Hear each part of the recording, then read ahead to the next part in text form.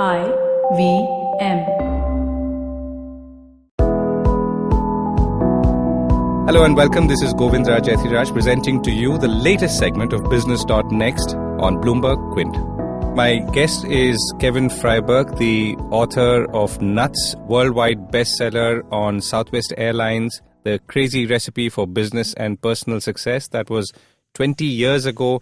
I interviewed Kevin Freiberg about 17 years ago, and a lot has changed. We've had the entire internet, social media revolution since then, but Southwest Airlines has pretty much remained as is, continues to be profitable, continues to perform and grow. So let's find out how from Kevin Freiberg. Kevin, thank you very much for joining us. Thank you, Govin. Great to be here.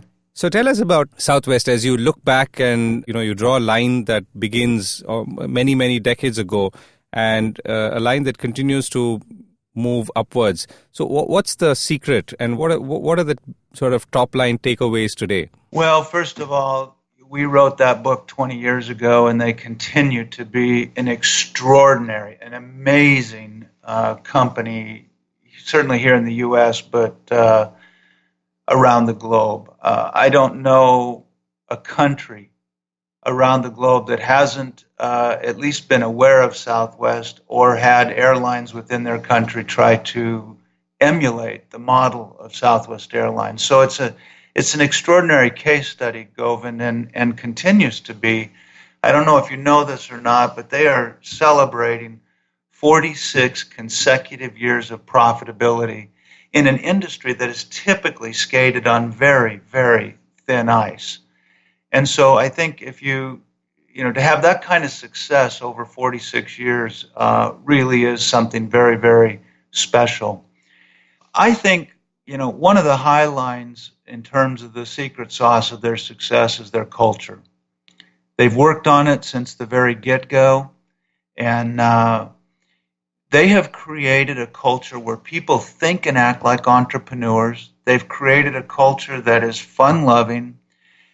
And we can dive into this if it's interesting to you or your listeners. But I think in the very early days, their struggles shaped their culture. Even the culture that they have 46 years later was shaped in the very early challenges of getting the airline in the air. Right.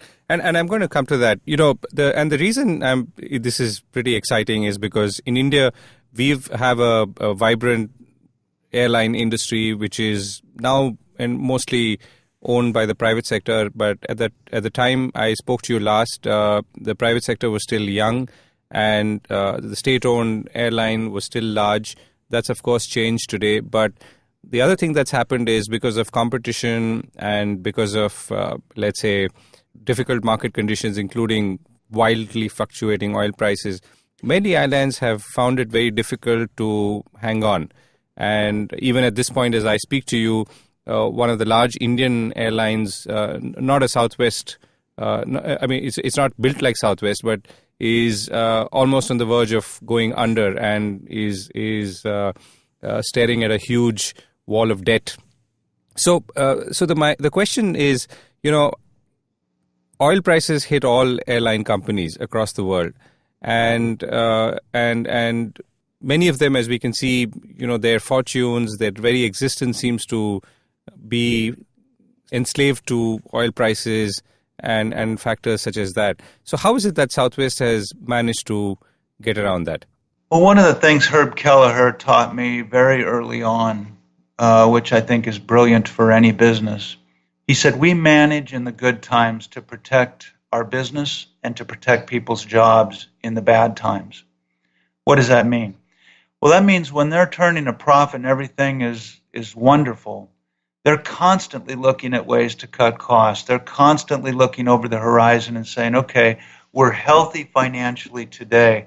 How should we be hedging fuel prices? Should we, and I'm not enough of an expert in fuel hedging, but they're constantly thinking over the horizon during the good times of, okay, what should we be doing now to prepare for those bad times? And in many cases, probably in 4 or 5 major cases over the last 50 years, they have bought fuel futures, right, at a certain price today so that when those barrels of oil go up, they're not stuck with the high prices tomorrow. And that's thinking futuristically, but it's also Herb's mantra of we manage in the good times to protect the business in the bad times. You talked about culture in the beginning as well. Now, for a 40-year-old organization where the founder is no longer active, how is it that you or a company maintains that culture so consistently over such a long period of time? Well, you make it a priority. And I say that might seem sort of simplistic, but a lot of companies give lip service to culture, but they don't really work on it all that hard. It's not truly a priority when it comes to capital expenditures, when it comes to the way the CEO or managing director spends their time and where they spend their time. Southwest has said it is a priority. It is a full-blown priority for us. And so you work at it every single day. Now, that doesn't mean that when a new generation of employee or a new CEO comes in, that things don't change, right? Gary Kelly came in after Herb Kelleher and has done a marvelous job, right? Gary Kelly is operating in an environment that's radically different from the one that Herb operated in. You said it at the beginning of this podcast. We didn't even have the internet was just coming in 1995, 1996 when we wrote Nuts. So Herb never had to deal with that. Gary has. And so I think what's happened is Gary has put systems and structures in place that were needed if you're going to take an airline from 30,000 employees to 50,000 employees in a fleet from 300 aircraft to 700 aircraft. And those are systems and structures that needed to be put in place. But the one thing Gary recognizes and never let go of was how important the culture is and how necessary it is to work on that every single day. Right. And if I were to put it so bluntly, does culture have a cost? And how do companies like Southwest or others for that matter, factor that in, particularly if you're a low-cost airline where you're fighting to keep costs down in any case? Yeah, clearly culture has a cost, right? Because you're spending time on it, and time is money, whether it's the CEO's time or, for example, Southwest has a culture committee. It meets frequently. It's made up of all levels and represented by, the majority of departments across the airline. And that culture committee is very active. They get out and they do things in the various facilities. I'll give you an example.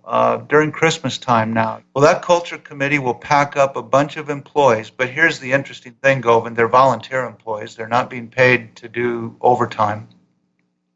And they'll go out to various stations like Los Angeles International Airport or Atlanta or somewhere where they just know it's terribly busy.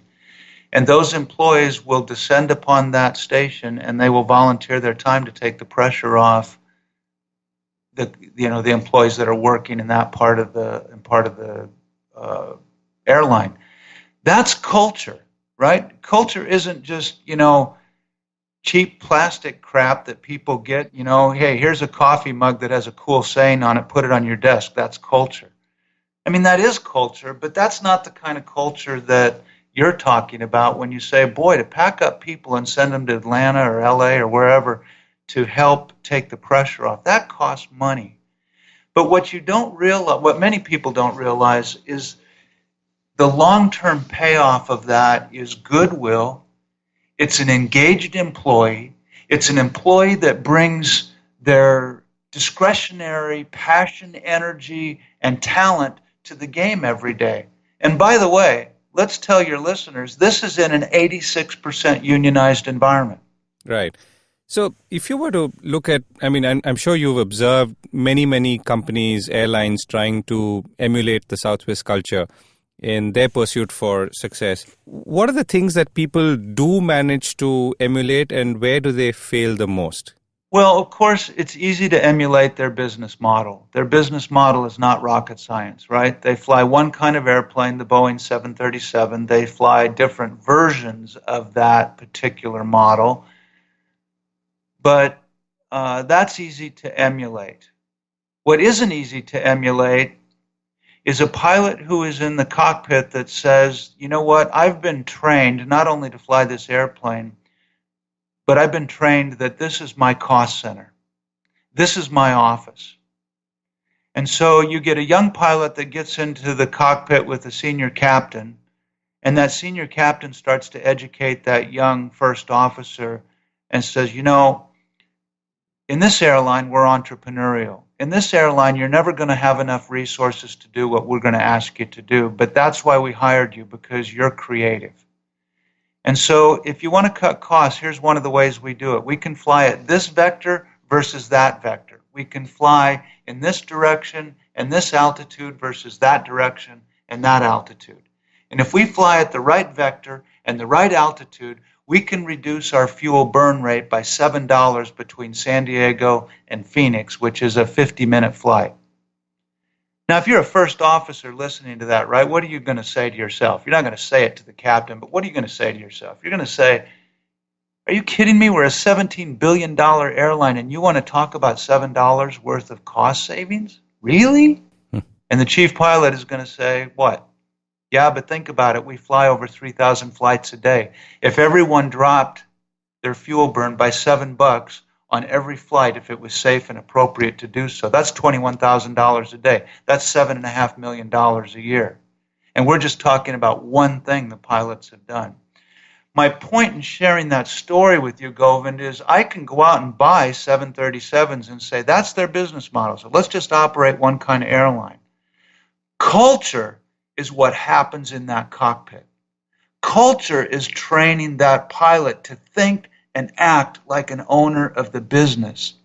Now, what if you extrapolate that to gate agents, to the ground crew, to the reservations people, to the IT people, and everybody else across the organization? If they're thinking like that, think of the costs that get managed out of the business, think of the innovations that come into the business, and everybody else wants to talk about hedging fuel prices. Well, that's important. But man, I can emulate that. I can emulate buying 737s. What I can't emulate is that piece of the culture. I hope that makes sense. Right. So what are the one or two really big challenges Southwest has faced in its lifetime in the period that you've watched it closely, and how has it overcome them? Well, certainly the early days were an incredible, I think of sort of three phases. I think of the early days, I think of 9/11, and then I think of the current complexity of culture that they operate in. The early days, as you know from our previous conversation, Southwest had 143 judicial and administrative proceedings all the way to the United States Supreme Court before they really got in the air. And the reason for that is because three major carriers, Braniff, Continental, and Texas International, colluded, conspired to keep this little upstart from getting in the air. The reason I tell you that is because those early days bred a warrior spirit. And so these guys are fiercely competitive. They are fun-loving. They talk about love. They care about each other, but they are fiercely competitive. That comes from those early days of just fighting for survival. Now race forward to 9/11. As you know, 9/11 devastated our airline industry, our transportation industry, and our country. You know who the first airline to fly was after 9/11? It was Southwest. And Southwest ran a couple of commercials during when the FAA grounded the airline industry. Southwest ran a bunch of commercials and said to the American people, we are going to survive this, we are going to get through this, and we're going to come back and we're going to serve you. And you know what we needed in 9/11? We needed hope. We needed some businesses to say, we are not going to be taken out by this. We are not going to let this take us down.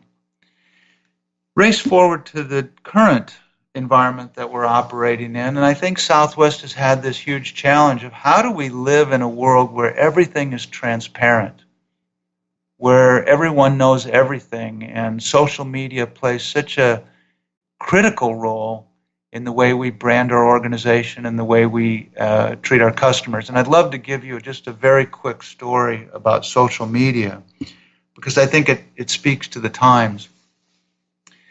Southwest had a very famous person on a flight. His name was Bill Armstrong. He's the lead singer for a very famous band in the U.S. called a punk band. Well, Bill Armstrong got on the airplane and his pants were too far down. You know, part of his derriere was showing. And it offended one of the customers. And so the flight attendant came and said, "Sir, I'm sorry, but you need to pull your pants up because it's bothering the passengers," right? And he didn't want to play, right? And so the flight attendant got the first officer and they escorted him off the plane. Now this guy has a following of millions of people. And as he's being escorted off the plane, he texts, "Southwest just effing threw me off the airplane." Well, Southwest has a team that monitors social media. And they picked up on this in real time. And by the time was off the plane and in the gate area, they had contacted his manager and resolved the situation and shut it down before it became this big, I mean, it still was a big story, but they shut it down before it became this big thing that they couldn't control. That's leveraging the times, that's leveraging technology, and that's been a challenge for them, but they've done it pretty well. Right. So, the inevitable question is, and I again think of the Indian airline environment and airlines who are trying to break through, break out, do better. Can people change or organizations change culture midway? I don't mean midway in the sense that they're halfway through their life cycle, but you've been and you've existed in a certain way all these years or decades.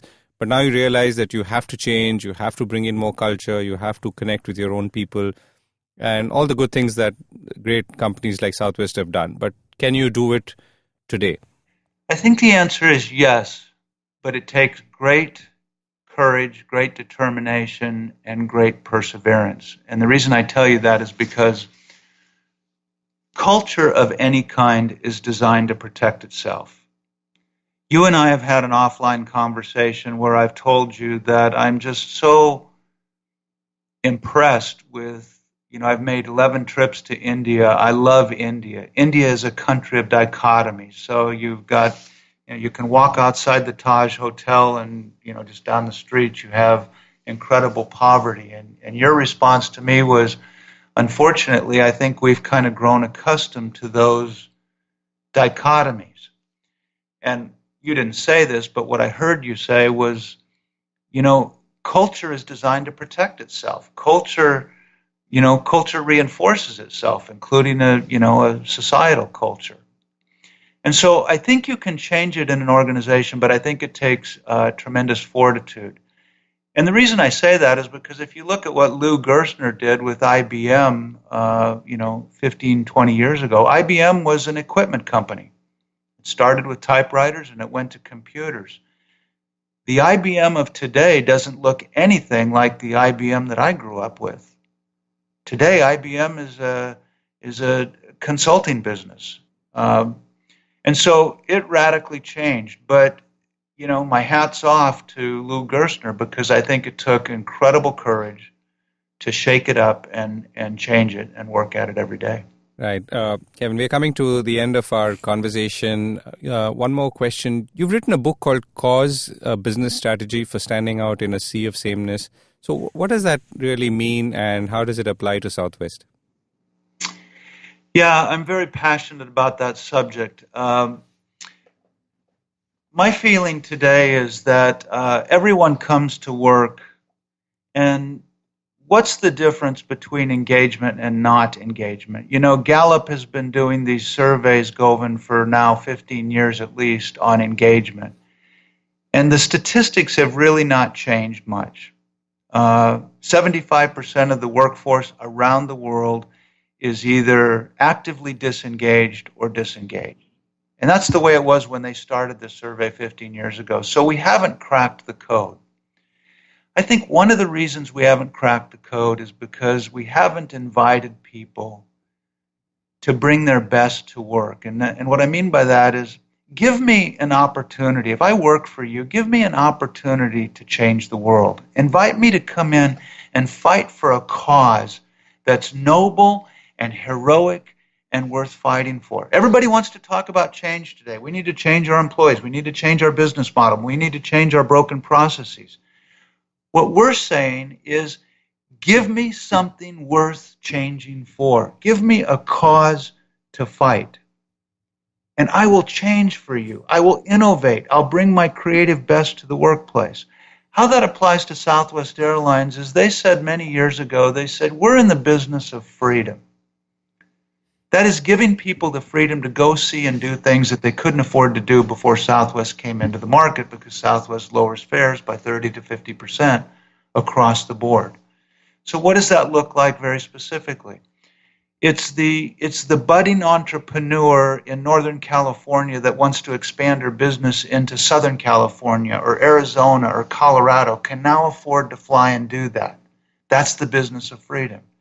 It's the little boy or little girl from a broken home where mom lives in one part of the country and dad lives in another part of the country, who can now fly back and forth between mom and dad and be raised by both parents. Why? Because Southwest made it affordable to do that, and that's the business of freedom. I'll tell you this very quickly because I know we're running out of time. I had a ramp agent tell me many years ago, he said, Kevin, when I get on the headsets, they put the earphones on and plug into the nose of the plane as they're pushing the airplane away from the gate. He said, if I get on those headsets just a minute late, that plane gets into the runway 5 minutes late. It gets to the end of the runway 10 minutes late. You got to have a mile of airspace between planes. It gets airborne, 8 or 10 minutes late. And by the time it gets to the next city, it's maybe running 15 minutes late. If you do that over 11 flights, that could compound to an hour and a half delay at the end of the day. But with a fleet the size of ours, he said, what's going to happen? That means we got to run 25 more airplanes in our system just to make the system work, just to keep the schedule. Where's that going to come from? It's going to come in raised ticket prices. And this kid was like 20-something years old, and he looked at me and he said, that is an affront to the business of freedom. And I thought, wow, a 20-year-old something, right, probably doesn't have more than a college, and might not even have a college education, gets the cause for which they fight. And Govind, here's the thing. If you define the business as a cause, what follows is a movement. And people opt into movements. And I don't know about you, but when I think about my business, I want it to be a movement. I want to change the world with the books we write and the things we talk about and the clients we consult to. I want to move the needle. I want to do something that has significance. And I don't think I'm any different from any employee that works in India or any other company around the world. So that's where cause comes from. Thank you very much, Kevin, for speaking with me and sharing your thoughts on Southwest and its amazing strategy of really growth and survival and thrive, and its ability to thrive in all kinds of environments and situations over many, many decades. Thank you so much. You're welcome, Govind. Thank you. Don't forget to tune in on BloombergQuint.com or IVM Podcast app for the latest edition of Business.Next podcast every week.